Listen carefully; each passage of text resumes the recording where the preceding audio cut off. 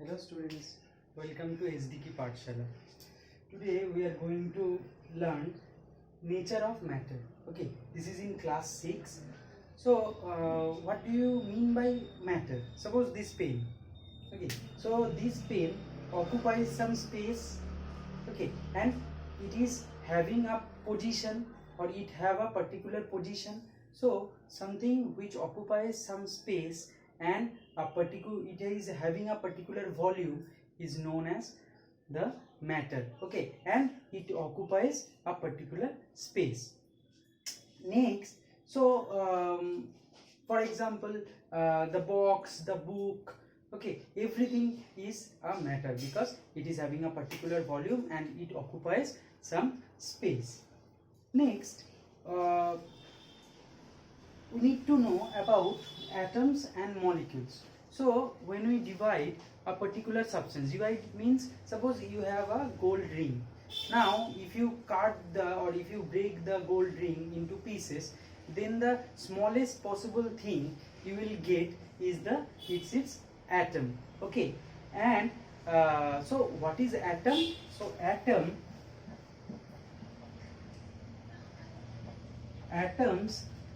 are the smallest possible part of an element which may or may not exist freely in nature, and take part in a chemical reaction having all the properties of that element is known as the atom. Okay, so what do you mean by that matter? What do you mean by that? Atom is the smallest possible part of an element means, now what is element? Element is a particular thing or is a type of matter which on analysis give you only that, nothing else. Like when you break gold, then ultimately you will find a very small piece of gold. Okay, you will not find silver. Like when you break silver into smaller pieces, you will get the smallest piece having the property of silver itself. Okay, so this is the atoms. And so what is the molecule? Suppose you break water, then what you find? Ultimately you will find oxygen and hydrogen. Okay, so here it is not it is composed of two elements. Okay, so the molecules are the smallest part of an element or compound which exist freely in nature, which definitely exist freely in nature. Like one molecule of water means H2O. Okay, so in one molecule of water there are two hydrogen and one oxygen.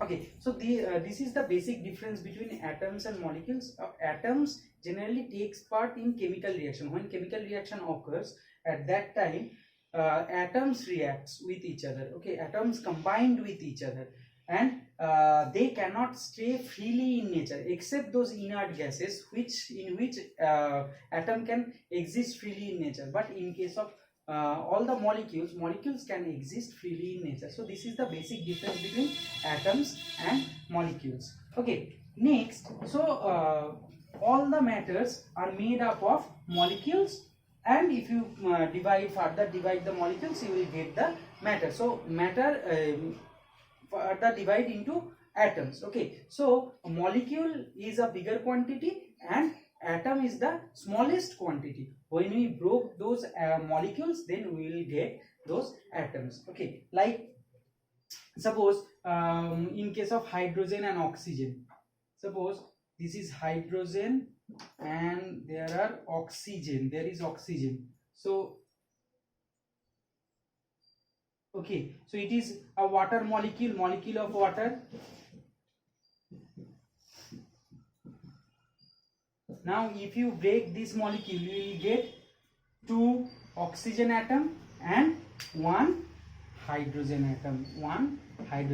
Okay, so this is the structure of, or you can say the molecule when broke into pieces, you will get the atom. So atom is the smallest quantity and or smallest possible thing which you can broke up particular matter, and molecule is the previous step. Okay, so this much. Next, intermolecular space. Intermolecular space, what do you mean by intermolecular space? Suppose there is a substance. So if you look at that substance, then you will see there are different atoms or different molecules. So suppose consider molecule, different molecules. So the molecules are, they are present like this. Okay, so the space between them is known as intermolecular space. Okay, and they attract each other, so that attraction is known as intermolecular attraction. So why this point is very important? Because we need to know about states of matter. Okay, so states of matter. So how many states are there? How many? 3 states are there. States of matter.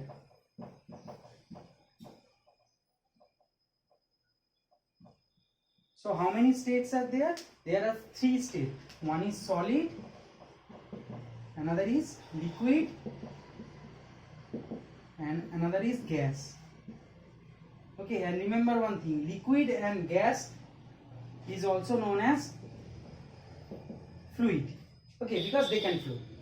Now consider about solid. In case of solid, suppose this is a solid bar of iron, or in case of any solid, the molecules are very closely packed. Closely packed means tightly packed. So there is very few space left between them.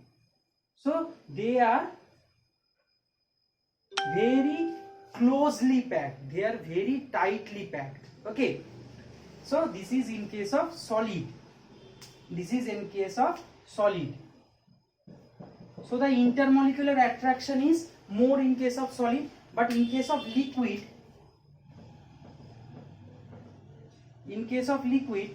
the molecules, or you can say in case of liquid,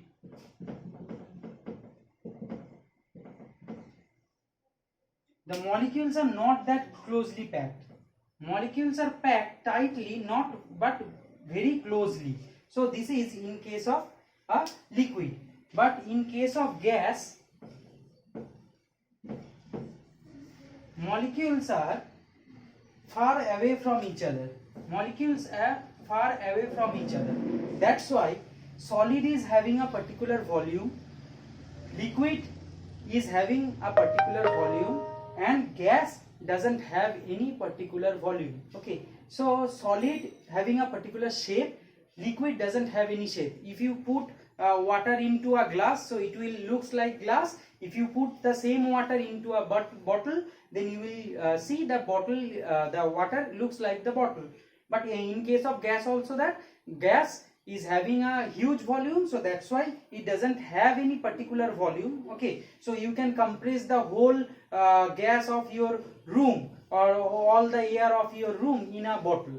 Okay, so you can compress them, but you can't compress that solid, but you can compress a very light liquid, or you can compress liquid a little. Okay, so this is the basic difference between solid, liquid and gas. And due to the less intermolecular attraction between liquid and gas, in case of liquid and gas, they can flow from one place to another place. Okay, so that's why they are also known as fluid. Next, and those properties are already I have told you what are the properties. Next, suppose this state of matter can be changed into one to another.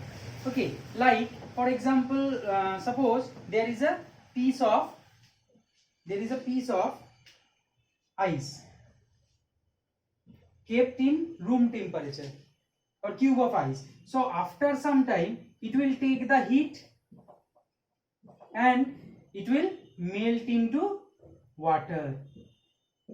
So when we give heat is given then it forms water. Okay, then if we heat the water,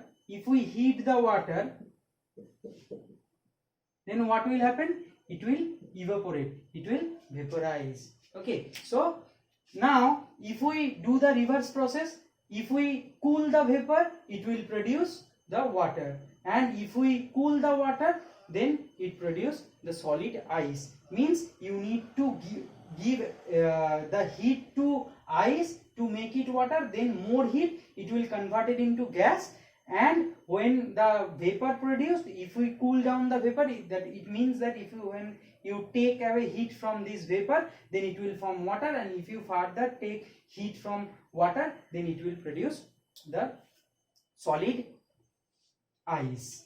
Okay, now melting. What do you mean by melting? Melting is a particular phenomenon where after giving heat, a solid substance forms liquid of that substance. Like this process is known as melting. Then boiling. Boiling means at a particular temperature where or boiling. What is boiling? Boiling is a process. In this process, the water when or the liquid state when heated, then it produce its vapor, is known as boiling. Then what do you mean by freezing? Freezing, very easy. When we take away or heat from a particular liquid, then it will solidify.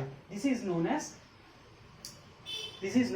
freezing. Next one process is known as sublimation. What is that sublimation process?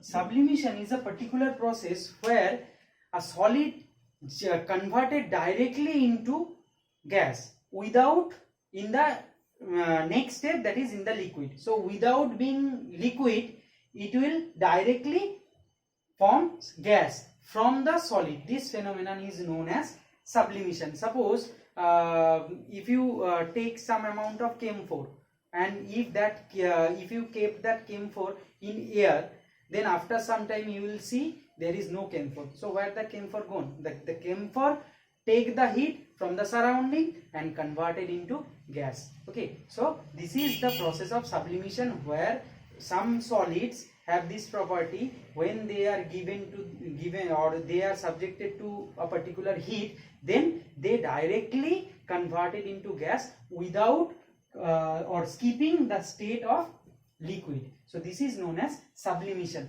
Now there are a few things, that melting point. What do you mean by melting point? Melting point.